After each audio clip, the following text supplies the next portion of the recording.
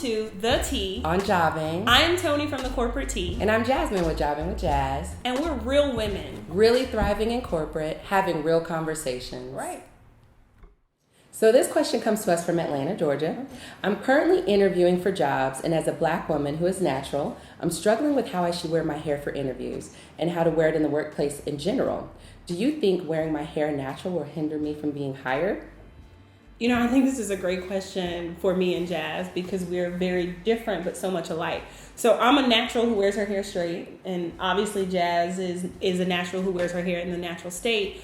And we've actually had conversations, about this before. Yep. And I absolutely don't think you have to, quote unquote, code switch. Right. I think if you like to wear your hair natural, you should wear your hair natural, right? And I think that the workforce is really changing. Yeah. I think you're seeing more and more women really embrace the natural walk, and I don't think it's as much of a hindrance as people think it is. Absolutely. And then I think, whatever you're most comfortable with and however you're going to show up on Monday morning is how you should wear your hair and represent yourself, because then you're going to be the most comfortable. That's right. You don't really want to present one thing and then change it up later. That's right. And I think being authentically you is key, right? When you're authentic in yourself, it's not a costume, and you're comfortable and you're able to speak well in the interview. You're able to really sell your talent and be yourself. Yeah. So ultimately they'll see the real you, and they'll hire you, and they'll know that they're getting you, and it's not a surprise, right? Yeah. And the other thing is too,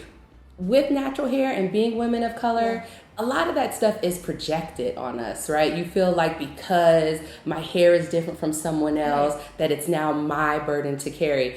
It's really not, girl. Okay, the hair thing.